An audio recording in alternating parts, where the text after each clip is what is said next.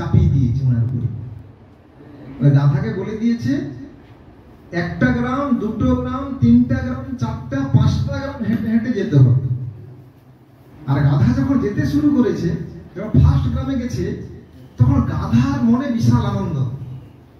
আচ্ছা, আপনারা যদি সবাই এগিয়ে এসে একবার হরিবল বলে এগিয়ে আসুন, এগিয়ে আসুন। আচ্ছা, পিছন ব্যক্তিকে আপনারা, এটা খুব গুরুত্বপূর্ণ ঘটনা। কি ঘটনা? তাহলে গাধা কোথায় যাচ্ছে?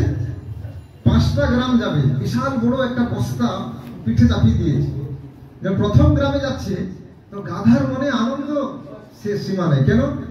গ্রামের সবাই দণ্ডবত প্রণাম করছে, মানে মাতাজিরে বাদ দিয়ে, ওরা পঞ্চাঙ্গ প্রণাম।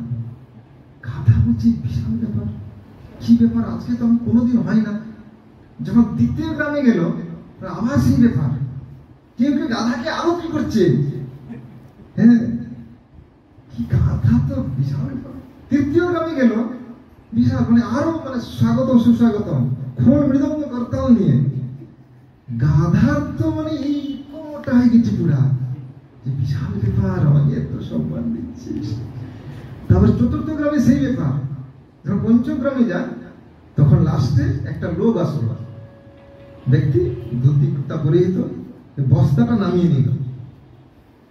তারপর যখন ফিরলো, তখন উনি মানে একটা অহংকার হয়ে গেছে, তো এরকম জোরে হেঁটে হেঁটে যাচ্ছে, পুরো এরকম গাধাটা বুক ফুলিয়ে ফুলিয়ে যাচ্ছে।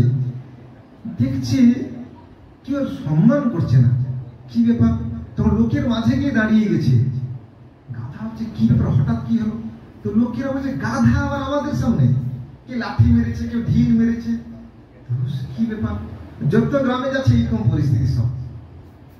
ব্যাপারটা কি, ওই যে বস্তা, বড় বস্তা ছিল, ওর ভিতরে শ্রী শ্রী গৌরনিতায়ের শ্রী বিগ্রহ ছিল।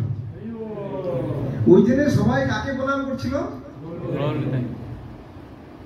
আপনার ঘটনাটা বুঝতে পেরেছেন? বুঝতে পারলে হরি বল। তো পরিস্থিতি কি হয়ে যায় ভক্তি জীবনে আসার পর, মানে কার ভিতরে হয়তো কত গুণ, কিন্তু ভক্তিতে যুক্ত